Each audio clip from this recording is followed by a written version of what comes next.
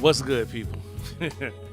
Oh man, it's your grown man here, John Beal. Man, I've been posting some music stuff and some cool kind of hang vibes, but I really haven't said much about this election and the election results and how it potentially impacts each and every one of us. But here's my take on things, man. Um, Buckle up. It's about to be a wild ride. It's about to be a really, really wild ride. And ugh, this. Let's just say my candidate did not win, and I'm a little, a little sad about it, but I'm not like all emotional like some other people, where, Kamala had to win or the world's gonna end and all of this. That's not how I feel about it. But what I can say is that under Trump, my business was not great. I was not able to scale my business as much as I wanted to between 2016 and 2020. And between 2021 and now, my business has scaled tremendously. What I am trying to figure out personally is how do I navigate these new norms? It's a lot of uncertainties. I don't know how these tariffs are going to affect my business. I'm in the business of music and recording arts and sciences. That is my business. Music technology, recording technology. Yes, we have all of these things, new tools, AI, and all kinds of things, but I support content creators and I support producers, musicians, and I am a musician and a producer. I build studios. So much of my materials that I build with comes from overseas. They're imported. I don't know how these tariffs are going to affect the cost at which I'm doing things and which I'm scaling. Those costs would have to be passed on to my clients. And what I do is already very expensive for my clients. Price is going to go up if the tariffs affect what's going on.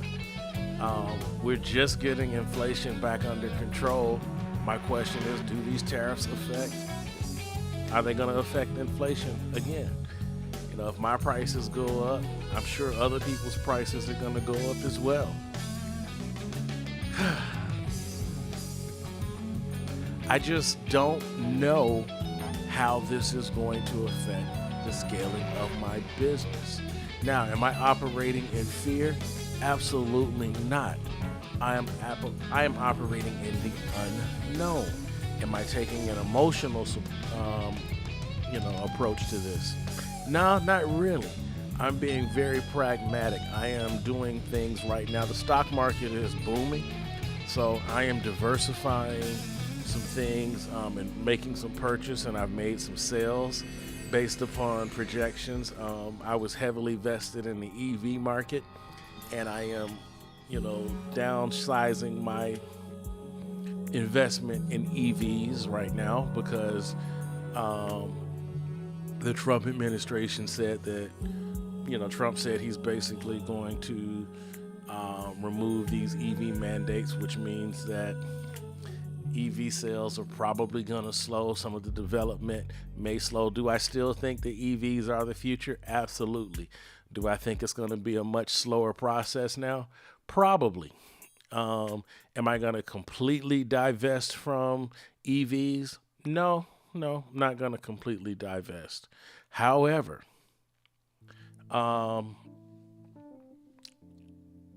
I've made my position much smaller.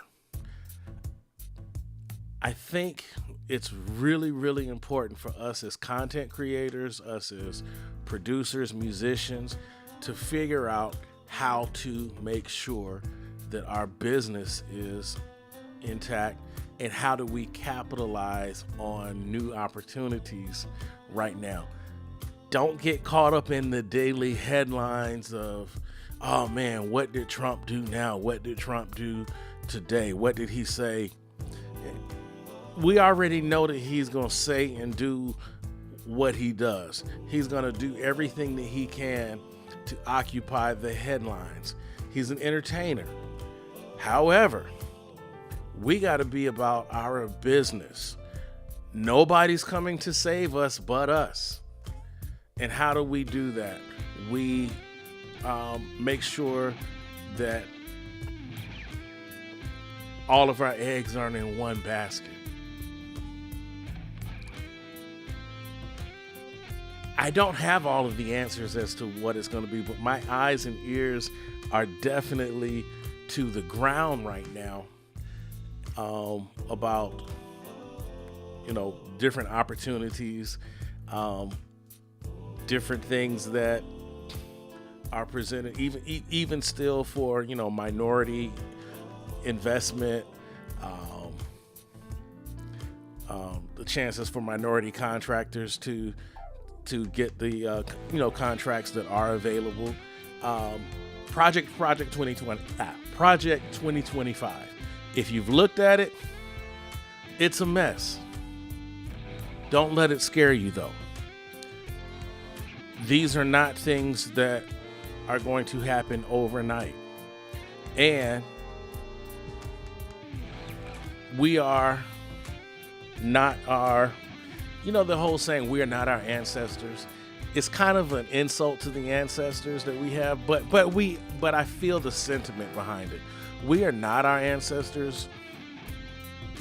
We've learned from our ancestors, some of us, and we've learned, if you're a student of history, some of us have learned from history, and we know how to prepare ourselves for the coming storms, or at least try to prepare ourselves for the coming storms and the coming triumphs, because it's not going to be all bad.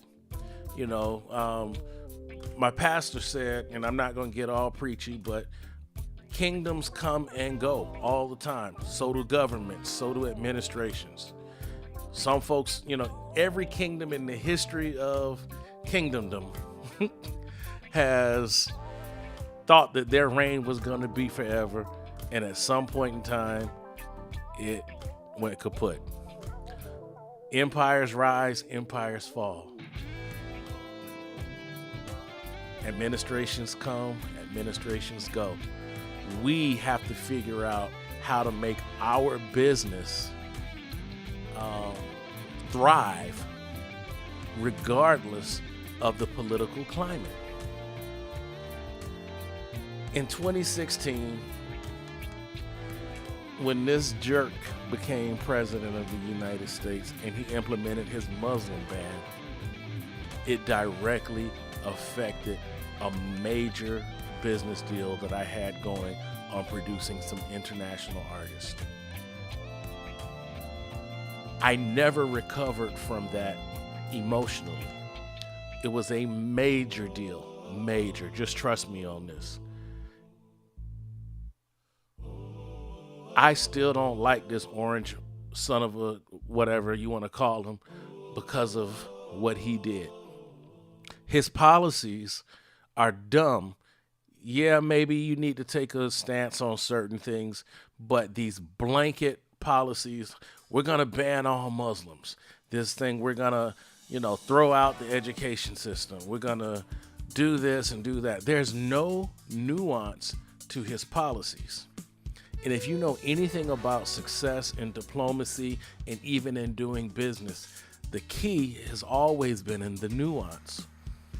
The negotiations are always in the nuance. So, there are two ways to win wars and win battles. You can do scorched earth, or you can do diplomacy and nuance. scorched earth has so much collateral damage, and so many things get broken beyond repair, and so many great ideas and ideals get lost. Nuance in negotiations, diplomacy, you're bringing all these wonderful ideas into the fold. I'm recommending that those of you all who are small business owners to take the approach of diplomacy, nuance, education, and perspective. People talk about, well, my truth is this and my truth is that. There's only one truth. There's just facts and then there's fiction. However, there are perspectives. Everybody has a perspective and a vantage point. We have to figure out what that perspective is, and from our vantage point, how does it work to our advantage once we have the information that is presented to us, and how do we capitalize on it, take advantage of it? How do we make it win? That's all I'm saying. And I know I've talked probably too long. I just had to get this off my chest. I don't know what the future holds. I have no idea what turns this economy is going to take for my business. I do know that I am going to adapt. I do know that if I want to survive, I have to adapt. If I'm going to thrive, if I am going to scale my business, I am not going to get caught in the emotions of things just when things go wrong, because things are going to go wrong. What he's going to do is going to be trash. Let's just call it what it is. But how we react to it and how we maneuver through it, we can come out on the other side on top. Somebody is going to win from these policies that this dude is going to enact. Why can't it be us? Why can't we be a part of that winning team? You might as well figure out a way of being a part of the win while it's happening. That doesn't mean that you embrace the BS. It just means that you figure out how to ride the wave and survive and even thrive. Don't lose hope, because here again, not to get overly religious and pretentious, but I only serve one king. So, whether it was Kamala or I don't even like saying this dude's name because Voldemort. We still have to do business in this country for me that has a history of not liking what I do anyway, just because of the color of my skin. And no, we are not in a post-racial society. And for you brothers out there that didn't vote for Kamala and thought that this orange dude was going to be your salvation, you're mistaken. Yeah, absolutely you are. And you ladies out here that want to blame the brothers for not voting for Kamala, the brothers aren't the reason why she didn't win.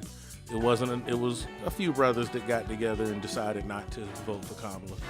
But for the most part, 81% of black men still voted for Kamala.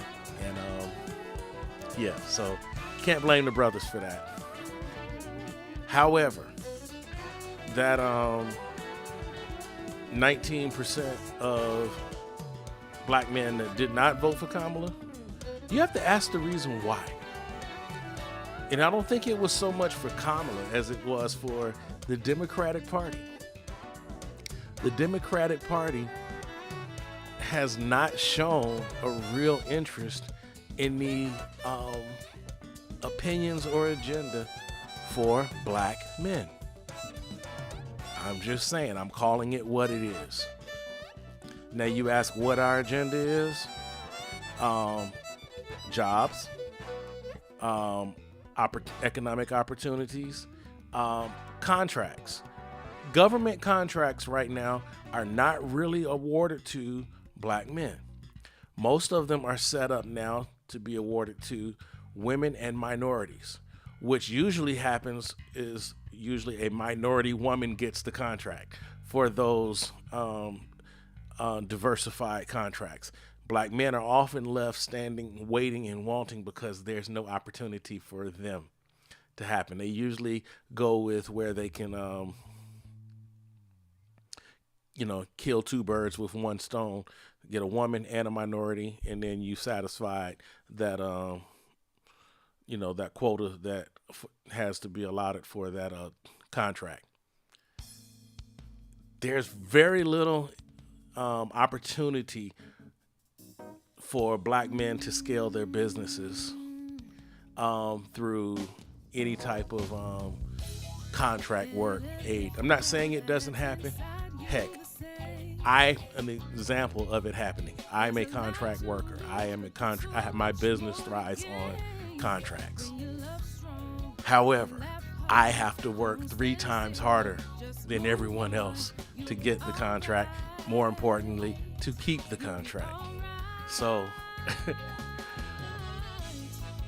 I understand how some black men are feeling disenfranchised from even on a business standpoint. And the Democratic Party has done nothing to promote that, to promote the uplift or the prosperity of black men. Now, am I anti-Democratic Party? Absolutely not. I vote Democratic almost all of the time. Why? Because the Republican Party has shown me that they really don't care about anything. Not my economics, not my well-being, not not my life, not my liberty, none of that. So that just kind of shows, America really hasn't been, had our back. So who's going to save us? Who's going to save us? We're going to have to save ourselves, and we're going to have to rely on our God and the God above us, the God around us, and the God within us. We are going to have to save ourselves and save each other. We have to be a village. And I'm on here. I know this is kind of all over the place, but I'm on here because it's important that as a business person that I reach out to other aspiring business people and get them to come on board with this approach of being flexible and riding the wave, whatever the wave is. And right now it's a red wave. So we got to figure out how to maneuver in this market, in this upcoming economy, how to navigate the cost of doing business, whether they're tariffs or increased cost of goods or whatever you want to call it. We have to figure out how to thrive, how to survive, how to live. That's all I got to say, man. I'm signing off, and I'll see you guys on the flip side. All right.